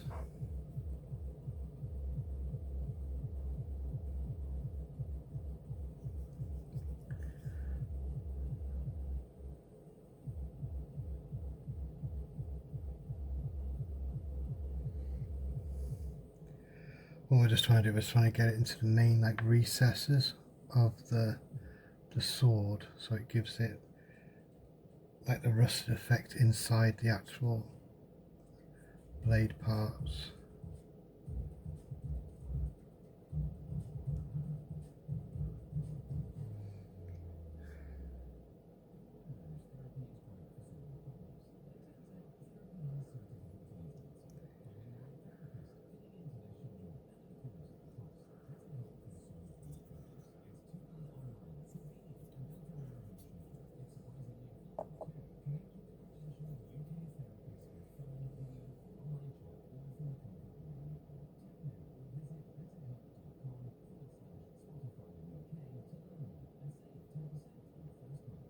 It's a very thin paint, so it'll just dry like a really thin layer.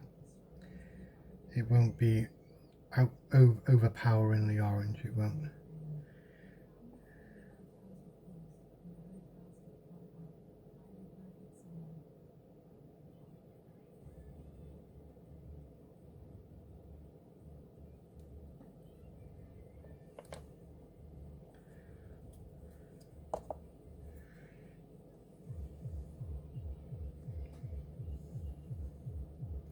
Just want to put it in areas where you know it's going to get rust. You don't want to put it like obvious areas that are not going to get rusty.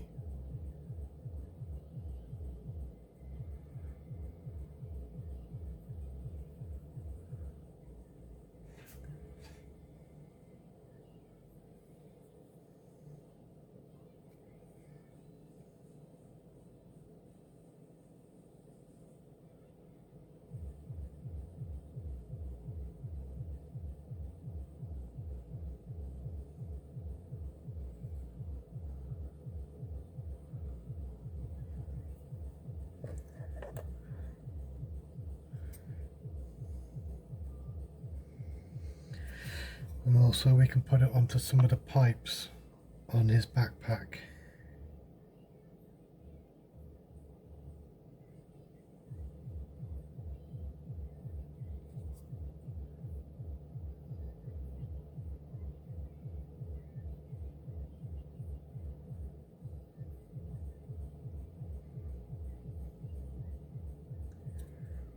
As you see, it's just giving us that little tint of it. That's what we're after. You don't want to overpower it, you don't want it to look rusty as hell. Because if you do that, it's going to look wrong.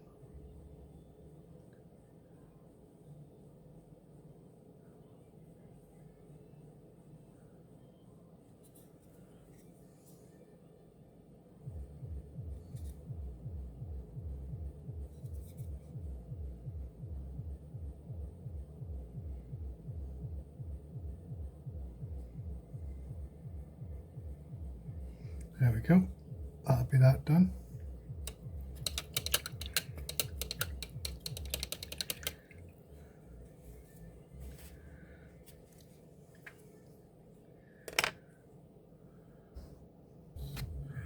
Okay, next step now, we're going to be applying some of that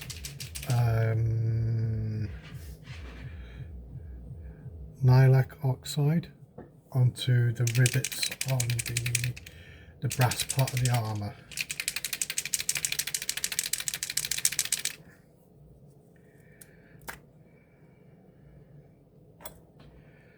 For that we're going to be using the same small detail brush as before.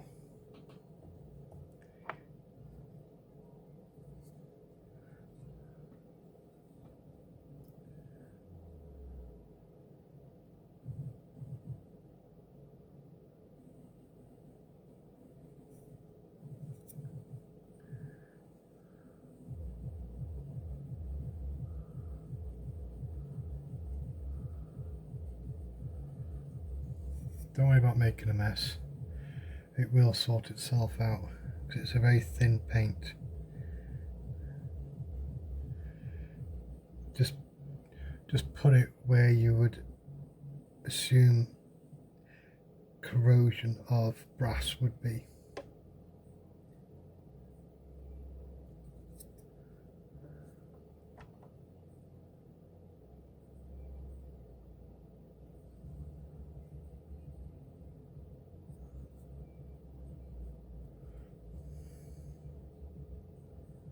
Granted, I probably did put a bit too much up there.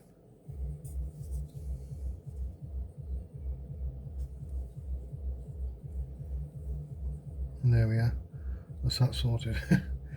Just take it off with a bit of tissue or something.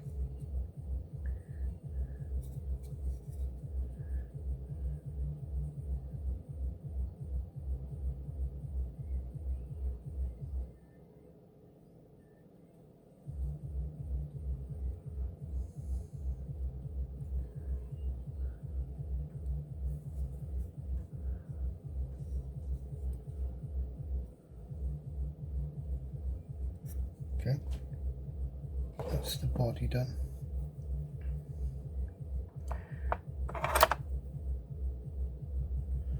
Now it's got the shoulder pads to do.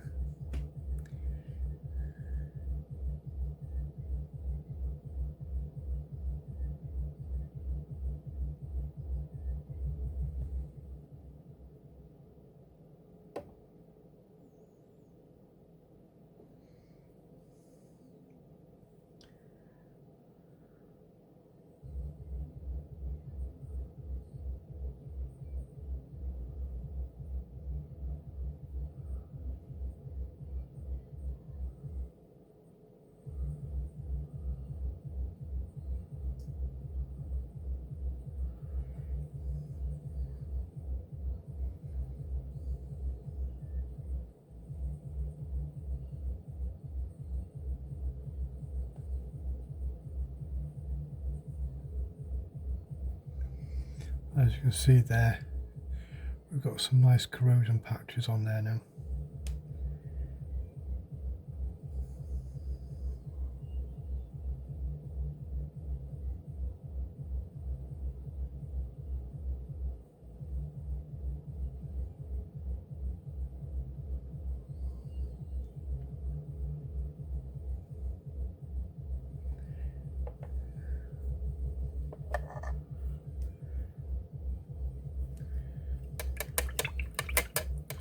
Remember to always keep your brush clean and wet so it doesn't dry on the paint doesn't dry on the brush, because that sometimes happens when you're painting small detail, because you only put a small amount of paint on your brush at any one time, that it's going to get dry on there and it'd be a pain in the backside, because then you've like damaged your brush then, you see.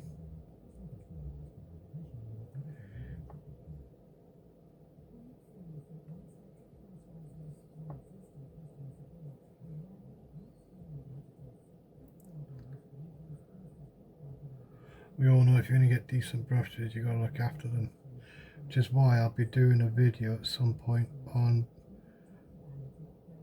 paintbrush health and care, using certain types of paintbrush soap and stuff. I'll be doing, just so people know what's out there for beginners, because that's one thing you tend not to learn that isn't as a beginner, is using paintbrush soap.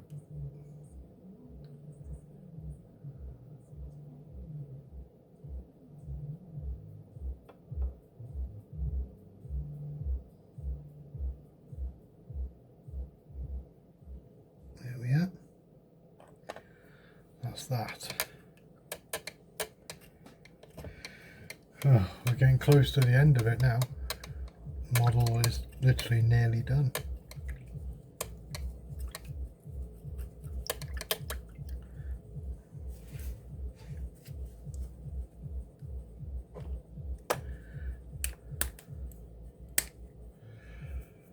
And now what I'm going to do is, where is it?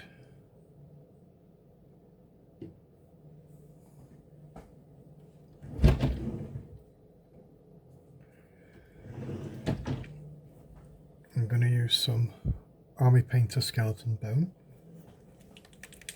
to paint his teeth.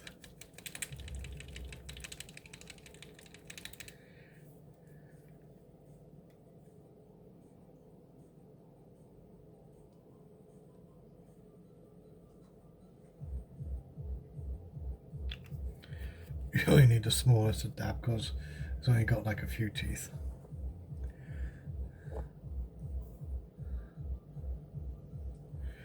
Make sure you wet your brush and get a little bit of moisture in there as well, so you can get that nice nib on your brush. Then what we're going to do is we're just going to run it along his teeth, like so. Doesn't have to be anything special. Now I'm going to let that dry. I'll be back in a minute. Okay, so that's now dried, and I also took the time when I was able to get close up to it to paint the eyes orange. People are probably thinking, why orange? Well, they're not human anymore in a sense, so they're kind of partially demonic, and it's a really good contrast against the bone or the green armour is to have bright orange eyes.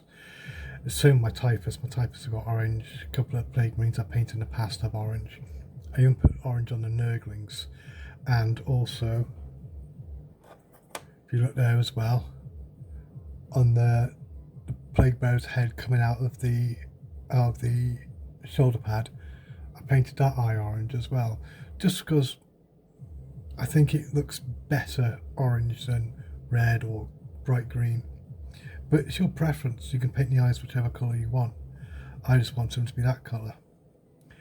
And as you can see with that rust effect has gone on quite nice now with that has. The same with the Nauseous oxide. But next stage now is to, like with the studs that I put the Nauseous oxide on and the studs on his armour, I'm going to do them with Army Painter War Paints Claymore Blade, because it's a bright silver to make it look like it's worn down.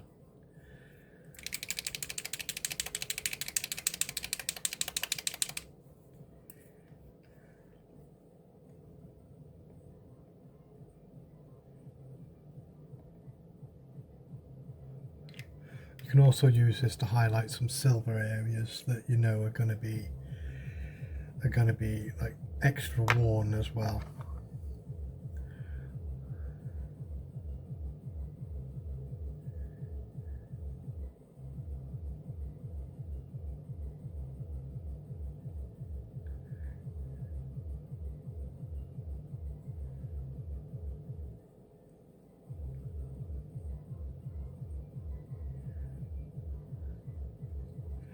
Give it a nice good dollop of water with your silver, so you're not putting thick paint straight on, because it make a right mess.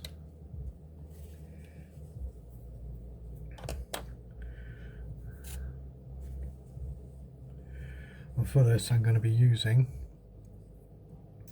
Army Painter Wargamer brush Insane Detail, just so I can just get the tips done.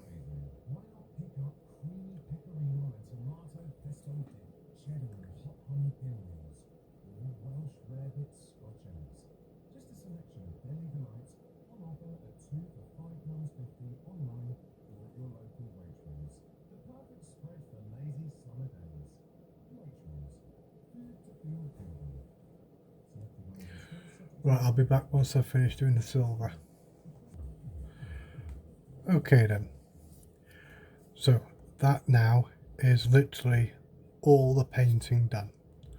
All I have to do now is to take him off that base and place him on his actual base and glue his arms back onto him.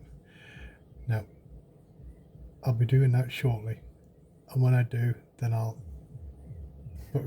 do a quick bit of the video for it, then would have been finished. So we're back now once everything has dried. And there you have it, folks. That is the complete model. based, painted, put back together again. Well, I hope you enjoyed this tutorial, as it was my first time ever painting the pallid hand colours. I really enjoyed it. I'll be back more with other models to be painted and other figures to be constructed. Thank you for joining me. See you again.